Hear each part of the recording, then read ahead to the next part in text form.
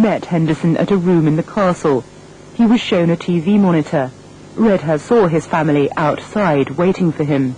It was a way of trying to make Redha sign a confession. I saw my wife, I saw my son. He told me, if you don't sign, we take you out of Bahrain. He'd never come in Bahrain again. Ian Henderson has a house near the castle and apparently retired recently. But our research has led to more demands that Henderson be arrested if he ever steps foot in Britain.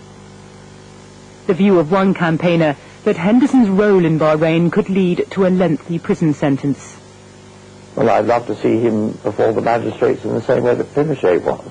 I mean, except that, of course, he would finish up in our prisons, and he would get a very long sentence, I hope, for the crimes that he's committed. But there are questions not only over Ian Henderson, but the larger role Britain has played in repression here. In Bahrain's smart shopping malls, British household names are everywhere. What's rather less apparent are New Labour's other exports to this Gulf state. Weapons. This year, the government gave 29 licences to British firms to supply Bahrain with arms. New Labour's ethical line that they ensure such weapons aren't used for internal repression. We're asked to take it on trust, and I never like that with governments. I think that whenever governments ask you to take their word for it, you begin to smell a rat. And Britain has another export to Bahrain. It's not only holidaymakers who've enjoyed the cordial climate here, it's our own members of Parliament. Over the last 2 years, these MPs have enjoyed study visits to Bahrain courtesy of a pro-regime lobbying group. Their number includes MPs who've been senior advisors to Robin Cook and Claire Short. Some have even declared gifts of jewellery from Bahrain's former Amir. These MPs went on another trip last month. The verdict of Labour's Mr Purchase and Mr Kumar reported in the region's main newspaper that Bahrain was always the freest country in the region, and it was even more free now. Society here is open and transparent. Both Labour MPs told us they stood by their comments. They were the impressions gained on their study visit. They should be ashamed of themselves being members of the House of Commons, the mother of all parliaments in this world. Every word they have uttered in favor of a dictator who is torturing people is basically increasing the pain of some victims. And as Bahrain's ruler visits Britain, some are keen he sees all the sights. I'd like him to see from a distance the names of people who've been tortured to death under his regime, and the names of people who've been kept in custody for years and years without trial, the names of people who've been wrongly convicted before the infamous State Security Court. The theme at this party, what Britain has done for Bahrain. But there's another message campaigners want Bahrain's ruler to hear. No British complicity in a brutal regime. Sarah Spiller reporting. Well, we did try to contact Ian Henderson about the allegations contained in Sarah Spiller's report, but he was unavailable. In the past, he has reportedly conceded that vigorous interrogation was common, but denied torturing or directly torturing. Well, with me now is the Bahraini ambassador to the UK, Sheikh Abdul Aziz bin Mubarak Al Khalifa.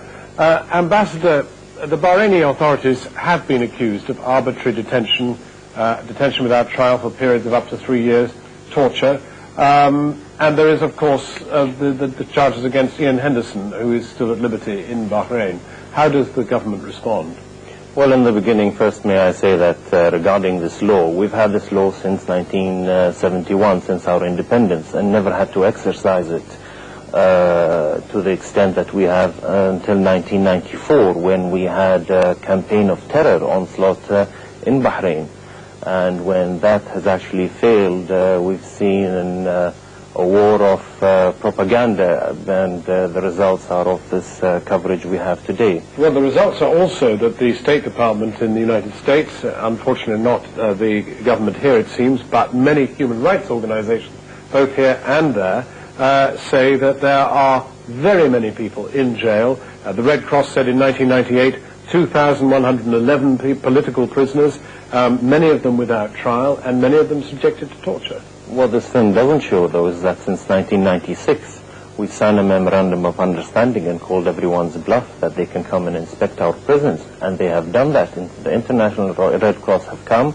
We've opened up our prisons, they've made recommendations, and we've implemented them. But structurally, the United Nations, who you invited in, have been delayed not once but twice, and their commission will not be allowed into the country to make their visit until October 2000. If that was the case, first of all, the United Nations Human Development Index, we have been in the first position in the whole Arab world for 4 years in consecutive times, and only this year we've come number 43 out of 175 countries. And this United Nations Human Working Group will be visiting Bahrain. Yeah, whether we're talking about timing. Twice, and it's pretty obvious why you have, because the situation in the jails in the country is unacceptable. We have allowed Amnesty this year to come and visit and make their own recommendations also. Well, Amnesty are extremely concerned. I mean, it is through people working in association with Amnesty that we have discovered that no fewer than 13 people, including a child of 10, been arrested in the last week alone. A child of 10 named Issa Abdallah Issa Maki, aged 10 years old, arrested this week from Karana village. I mean, who's arresting children of 10?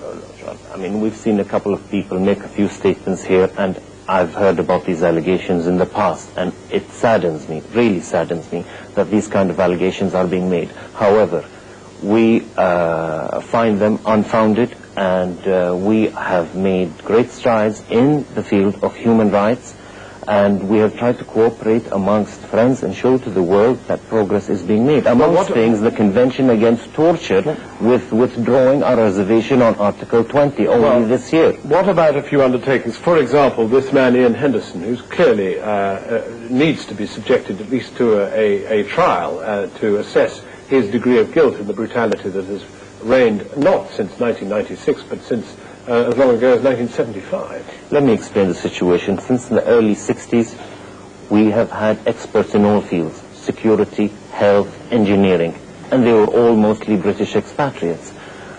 To have a handful still there in Bahrain has just shown their loyalty. One of whom is suspected of serious and gross acts of brutality against people in jail. Well, we have signed up to all the conventions. Could we have him here? Could you give us a chance to test him out? We have signed and are going to look into if there are people responsible to be accounted for, and we will follow the steps according to the conventions that we have signed up to. Ambassador, thank you very much indeed for responding. And you can read a full transcript of Sarah Spiller's report on our website at www.channel4.com/news.